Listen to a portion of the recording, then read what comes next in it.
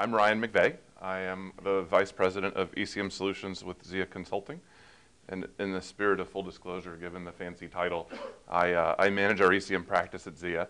I come from a hands-on technical background. I've written a whole lot of software in my life prior to joining Zia on the product engineering side for competitors of Alfresco in my past. And then did some Alfresco implementations for our team, and then now took over the business practice side of things. And today, we're going to talk, from an agenda perspective. Everybody has an agenda slide. What I'm really here to tell you is we're going to share some integration stories. And what I'm hoping to communicate are some interesting ways to use Alfresco, maybe in ways you haven't thought of. Perhaps you have, but maybe in stories that you haven't heard, and certainly with real customers behind them. So not necessarily intended to be a sales conversation, but really just backing up some ideas and some things we've done with reality and real implementations. And encourage questions throughout. Raise your hands, please. I'm happy to have a dialogue, if that makes sense, as opposed to talking at the audience. And certainly we'll have some time at the end and after as well to continue. So what are we here to talk about? Something I like to tell folks as I talk about Alfresco and enterprise content challenges that organizations are facing is that content isn't just something you think about in your ECM system, your document management repository, but rather content exists in all aspects of your business. You might imagine this scenario, right? This is the Iron Mountain scenario of paper in warehouses, and that's certainly all content that in some capacity needs to be managed for that organization. But I would challenge you to consider that content also exists in systems like CRM and ERP and disparate third-party systems that you might have in your enterprises already. And what I want to share a little bit today is how you might consider integrating systems like that as part of this conversation into a content solution in Alfresco in support of that at a centralized kind of hub concept. So that said, there's the problem. The solution is this content-connected enterprise, in support of Alfresco's messaging, of course. So you see a series of logos, many of whom are partners of ours, are certainly common players in this Alfresco marketplace. Not all of them, obviously. Microsoft is a great example, who's not an Alfresco partner. However, right, there is a coexistence strategy there that you heard John talk about this morning. And I think it's important to consider what an ecosystem might look like in your enterprise with Alfresco potentially at the center of that as a way to manage your enterprise content beyond initial use cases or the way you might have considered using Alfresco in the beginning. So I think you all have seen a slide like this in the past, but just to quickly reiterate, the solution that we're talking about and what we've done and the stories that I'll share with you are built around Alfresco. And so everybody knows Alfresco for these various pieces. It's important just to reiterate here, and in our story, Alfresco is that core. And the message there is, as you integrate those other components, you really get the benefits and the advantage that made you consider using Alfresco to begin with, or integrate. And obviously I realize we're at a developers conference, so we'll get a little more technical as we go. I do want to quickly spend a second and talk about the Alfresco One offering. And it's important because we hear a lot of conversation from Alfresco now about cloud and things running. What does it mean for a cloud offering, and how does that coexist or work with an on-premise offering, and what would a solution like what we're proposing look like in that? And what I'll tell you, of course, is all of the solutions we're going to talk about are cloud capable. Many of them are deployed there already, and it's a cloud-friendly solution, if you will. One story I do want to share, though, that I think is really important is Alfresco's sync technologies. Not only the cloud sync and that notion of connecting your on-premises installation of Alfresco with the cloud, but rather the desktop sync product. And so if those of you are not familiar with it, I would encourage you to take a look. It's a beta product today. It'll be production capable, I believe, at the end of the year, or it might be the beginning of next. So relatively quickly, will be completely supported.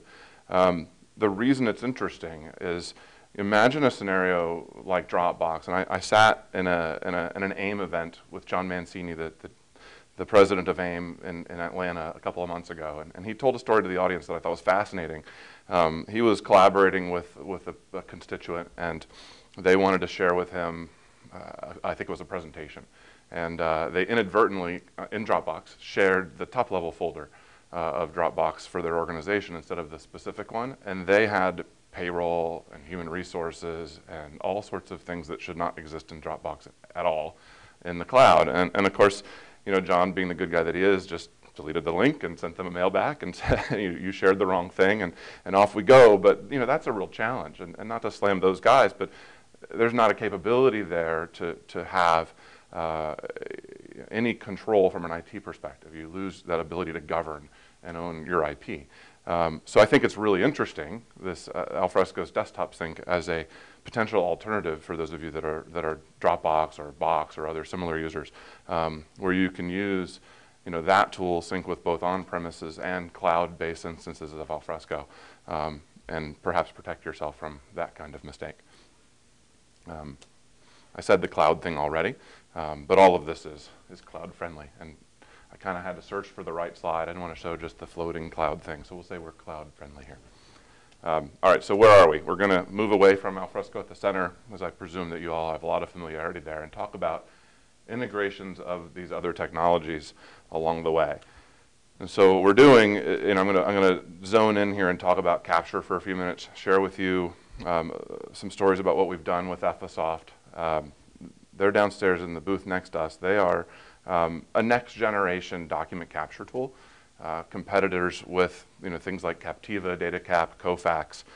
What makes them interesting from a business perspective is that they are an open source product, and they have a subscription model.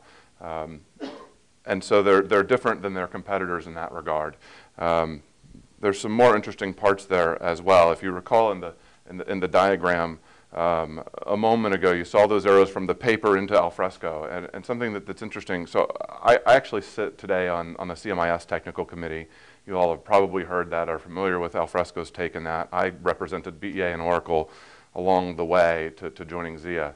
And I can tell you, as we sat in those early conversations, you know, 5 years ago, we weren't considering something like an Ephesoft as a potential use case for CMIS. And what they've actually done, which is really interesting, is they've put not only the publishing aspect or the push out of Ephesoft into Alfresco using CMIS, but they've also created a front end that says we can pretend to be a CMIS-based repository. You can call an API that you know, create a document, and that initiates the process. So it's a really interesting integration case from a technical perspective that I don't think we really ever gave thought to that many years ago. I think it's really interesting proof that that interop that we were aiming at CMIS is real. But let's just spend a minute about, you know, who they are, as it'll fit into some of the stories I'll tell with you in a little while. You know, I've said these things, they're enterprise and cloud ready and all that other stuff. Maybe the most interesting thing about them is they have a learning capability in their product. So we've worked with Heifer International. It's a major nonprofit, multinational nonprofit organization. And they have, if you're not familiar with them, they have a big donation drive. Right about this time of year through the middle of January, they get a lot of mail. And they have a catalog concept, and you can donate, to make a long story short, helping have sustainable food sources for folks in need around the country and the world. And they will employ 30 to 40 temporary employees whose jobs are to open envelopes, identify what it is they've gotten, and run it through a scanner, and then figure out how to process that. And these are checks and order forms, and there's a tax implication, and they want to thank these people. And so there's an IT component, not just opening the mail, obviously, but then interacting with their systems. And we've engaged them, and we're in the midst of an integration there with this tool, such that they use an automated envelope opener, runs right through a scanner, and the system figures out what it is they've got without anybody ever telling them, this is a check, this is an order form, this is a thank you letter, and so on. So this is a neat part of the tool, is it has that automatic learning capability. They're using the CMIS, or will be using the CMIS export component with their Alfresco system. So that learning is neat, and then it's similar to its competitors and the rest, right? Once it's identified the kinds of documents that it has, it'll move on and do metadata extraction like you would expect of an OCR system. So I shared that with you to tell you some other stories along the way, so remember the details. I will share really quickly here, there's a book out that we co-authored with that team. Ike, the CTO from Ephesoft downstairs, if you're interested at all, they'd be thrilled to chat with you about what they've got. All right, so shifting gears again with our fancy animations, let's talk about mobile for a minute, and why are we talking about mobile kind of in all of these conversations. And you probably noticed if you looked at the conference guide, there might be, I think, 6 or 7 sessions, mine included, that have something to do with mobile. There's a lot of reasons why that's true. The first time I put this slide in a presentation, we joked that it was Larry Ellison's net worth. Maybe, but not true. But what it is at the time, and this is a handful of months old, is the number of mobile devices in China, smartphone devices in China. And that was, I think, May or June of this year. So that's a staggering number. This is a why do we care conversation. It's amazing. It really is that. And the market share, I would tell you, that Apple has, if we talk about that, is 16% of that market. So it's a little different than what we're used to here in the U.S., especially here in the Valley, right, where there's a lot of iOS and a lot of Apple fans. I'm surrounded by Apple devices of my own up here too.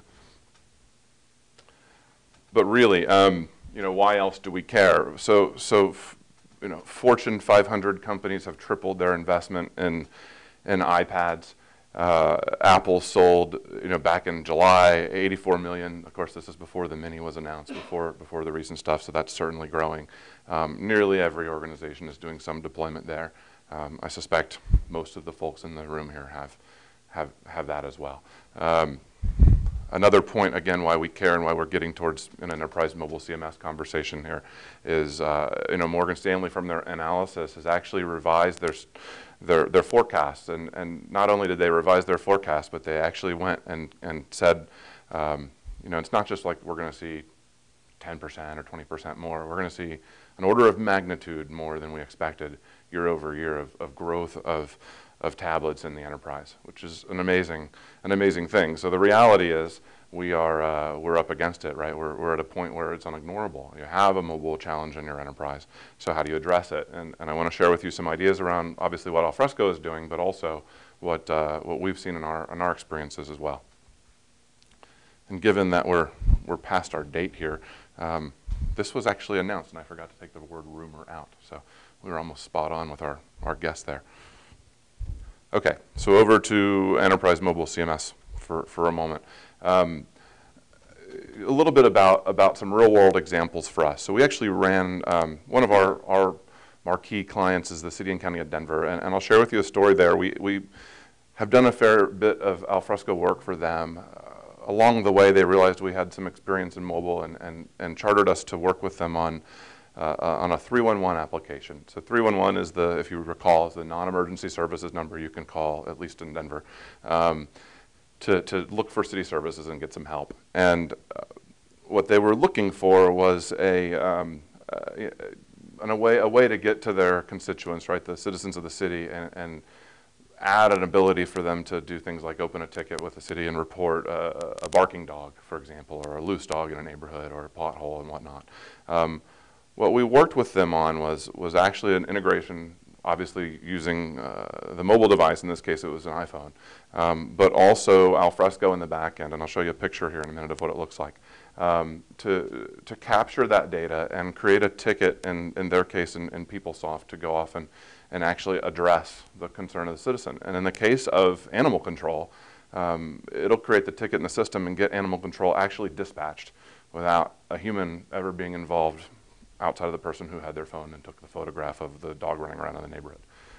So that's a pretty neat thing for them. They obviously save some cost, and it's a little technologically forward thinking for a government. So Denver's the 9th largest metro area and in the States here, and that was a pretty interesting step forward for them. So I don't know if that's an eye chart for you guys or not, but what it's showing you is, we exposed services to Alfresco using, in their case, they're an Oracle ESB shop, so they're running Oracle's Enterprise Service Bus. And we use some methods there that we'd actually implemented for another project to talk to PeopleSoft as well as to Alfresco. And as that ticket comes in, as that report comes in from the device, it takes the photograph evidence, if you will, drops it in Alfresco as content, and then creates a relationship from that to the ticket in PeopleSoft. And since PeopleSoft, in their opinion, and ours too, has no business in managing the actual content, they felt like that relationship made sense and used this ESB strategy. And this for us is, I think it's been out a couple of years now, so it's been around for a while. So this might be the foray from our perspective into enterprise mobile CMS. Okay, but why else do we care? Aside from the fact that everybody has mobile devices and tablets are really interesting, in reality, how does this actually impact our businesses? Well, funny enough, we run into enough, a C-level type of executive who has his iPad, and this is probably a little dated because the iPad's been around, but is attempting to do some business function and on their device, and they can't interact with their legacy systems or in a way that is easy. Certainly not in a way that is native on the device. And in thinking about mobile workforces today, we're not just thinking about salespeople, right? We're thinking about you and I, those of us who actually are in our offices most of the time, but are connected 24 hours a day. I actually saw a presentation at one point where someone had identified that if you lose your mobile phone, you'll report that in the first 10 minutes of it actually happening. If you lose your wallet, you might go tell your credit cards within 48 hours, which is fascinating to me. I'm not sure I would do that, but maybe I'm wrong. I don't know. I'm glad. I don't want to find out. But interesting, right? People are just with their mobile devices constantly. How many of you have your mobile device like in your bedroom when you sleep at night? Do you leave it with you? Handfuls nodding. A lot of people. Yeah, so I don't. It's one thing I'm good about. I'll leave it downstairs. But so many people just never, ever, ever get away. And it's real, right? Bring your own device employees will work. I don't know. I can't remember who wrote the study here, but some 20 hours extra a week just by checking in with their job throughout the day. So this is again unignorable. Other things that maybe you need to care about. I think maybe the biggest thing here is not to ignore the fact that there's an SLA. If you're doing enterprise mobile in any capacity within your business, now you've introduced an IT challenge that you may not be aware of. And things like provisioning and support actually mean things when running mobile. So that's a reality, and it's important to call out. But all that is to say, here's the old way, right? This is mobile of the past. Guys carrying a phone booth on a beach. And we're moving to, or have moved into this new era of iOS and Android. So where have we all fit in that? So for those of you who don't know, we actually created this product called FreshDocs, which is a CMIS-based mobile client on iOS and Android by accident, if truth be told. CMS wasn't quite 1.0. One of our guys had some time, was interested in mobile. The perfect storm of things happened, and thus the app was born. It looks and smells like something you're familiar with here, Alfresco Mobile. We got engaged with Alfresco a year and a half ago and helped them launch the Alfresco Mobile iOS application. So just to share with you the evolution of things. So our application is CMIS only, stripped of things that are vendor specific. That's just how we started it to begin with. We literally stumbled upon, or my predecessor stumbled upon CMIS and put this together at Zia. Alfresco, of course, their mobile application introduces lots of Alfresco specific features. You all have seen it. John did the launch of the app today. So it'll be interesting to play with workflow and things like that aren't part of CMIS that are now on the device. I'll share with you one other quick mobile story as well as we evolve here. One of our partners, WeWebU, has worked with us to develop another application called MobileWorkdesk. And I just want to share with you this as another way to consider mobile's growing, right? We're seeing an explosion of CMS on tablets and on phones. This application that we're co-developing maybe is changing the paradigm a little bit, at least from our perspective, we think so. So current applications have a one-size-fits-all type of user experience, right? Where irrespective of your job, your interface with that application remains constant. And okay, you see things like security applied from your repository appropriately, and you can't maybe do the things that you shouldn't, but beyond that, your experience is the same. So this app, what makes it really interesting is a server component that sits between the back-end repository and the device.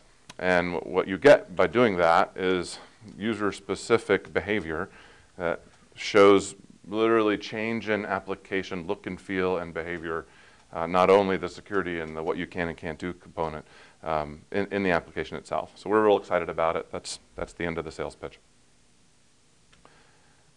Okay, so let's switch over and tell a couple more stories. We're gonna talk integration for a short while here, and where all this fits as well. My friends are nodding because I think they know where I'm going. So we've partnered with MuleSoft. MuleSoft is a Bay Area company. They also produce an ESB, so it's complementary technology or analogous technology to Oracle and some of the others. A little bit more about them. You know, they've been around a while. They're also a subscription-based open source product as well. Maybe you get a theme here in what we're doing. And we've done some interesting work with them. So they would tell you their story here, and this, again, sorry for the eye chart. As you've built integrations to systems in your organizations in the past, you've probably built point-to-point ones. I'll actually show you a diagram from one of our clients who's done exactly that, and they've integrated, you know, the arrows in between things without a facilitating layer. And while that can work, you may be creating a challenge for you from a maintenance perspective. And so what MuleSoft has done is added that integration component. That's what the ESB is. But why is it interesting? What they're taking as I think a new approach is building solutions now that are packaged. And so I'll share with you one. We implemented with them a combination of Ephesoft for document ingestion. It was for invoice processing through an invoice processing tool called Intact. And analogous kind of to the 311 story, we recognize that that's an invoice using the ESB and use the invoice processing system to generate the actual billing components, if you will, and store that content back in Alfresco as that system of record. What Mule is doing that I think is a little interesting is actually selling that as a packaged offering and a hosted cloud offering. So they're cloud enabled, much like everything else. I think it's a neat way to look at the enterprise. I think it's worth sharing. But we have a couple of other case studies and customers that we have worked with or are working with that are using ESB technologies. And a story that I'll share with you, particularly with AAAS here, is one around publishing.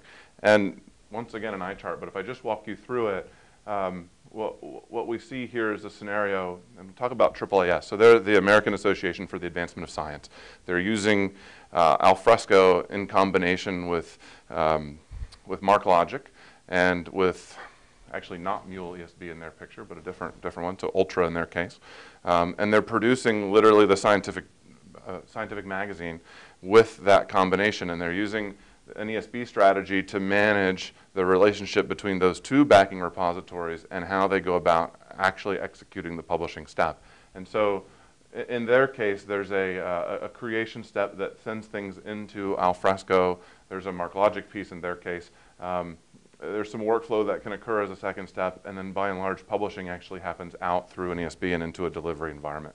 And again, for AAAS, that's the magazine. So not a way I think any of us were really thinking about using Alfresco years ago as a doc management system, but I think an interesting story. And I'll tell you another way to think of this. So I had the privilege of having lunch with some folks who are using Drupal today as an integration and a front end for Alfresco as a publishing environment. And a story like this works. We've done something similar where you've used, or we've used rather, other presentation technologies, whether that's homegrown to Liferay to Drupal's a good example in doing publishing right out of the content repository to a multitude of delivery endpoints. And so mobile fits in that story as well. Okay. So last but not least on the journey here is some other presentation technologies. I'll just share with you the reason why they're up here. Share works, right? It's a great collaboration tool. If you have collaboration use cases, it makes sense, but there are lots of reasons why folks don't use share every day. Whether or not it's a homegrown integration thing, for example, or they're using Liferay because they have a real traditional portal use case, or they have something like AAAS where they have an actual magazine delivery mechanism, and share is not the right answer for them. So we've used Liferay for portals. I'll just throw it out there. Again, fits right in, open source, subscription-based model. They've been around a while as well. And I'm not able to show the Gartner Magic Quadrant, but they play in the Magic Quadrant, kind of like you'd expect where Alfresco fits on the visionary side.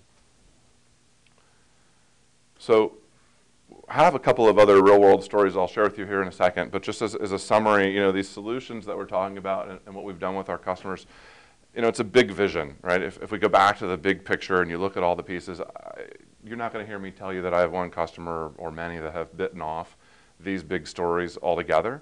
But what I think what I mean to convey here is that you can accomplish a lot by taking bite-sized pieces through your enterprise and really continue to integrate Alfresco and document management across ways you probably haven't been able to conceive of yet.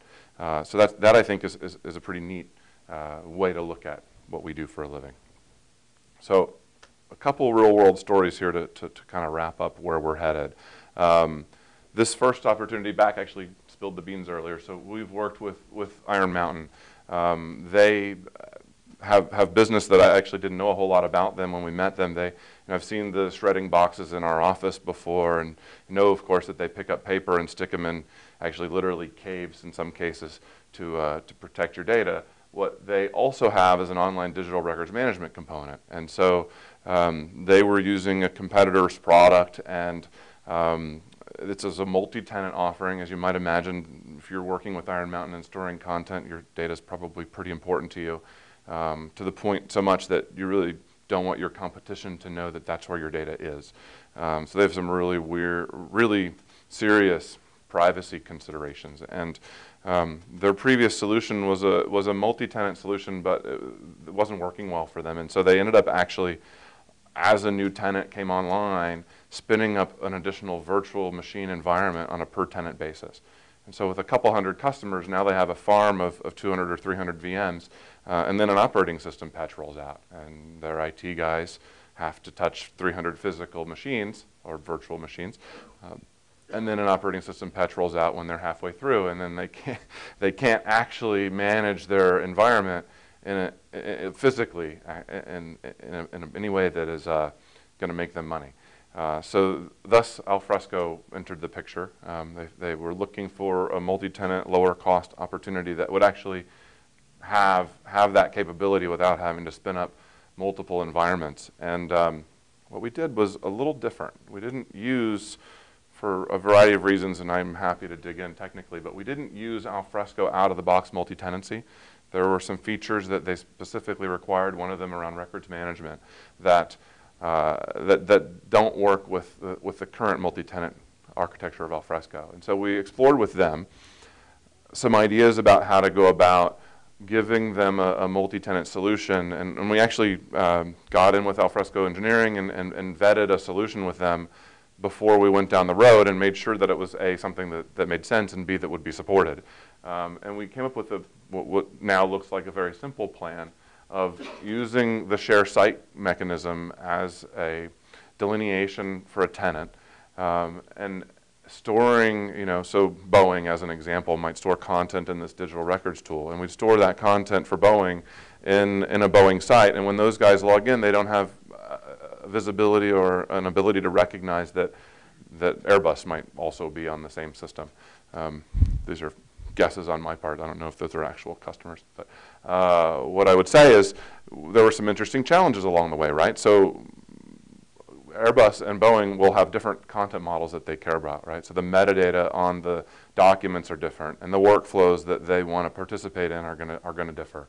And those are some of the things that multi-tenancy can do, but we had to go about figuring out how to represent segregating search, making sure that the user can see an advanced search interface that worked for their content, that wasn't showing somebody else's content model. Same thing with uploading and associating metadata.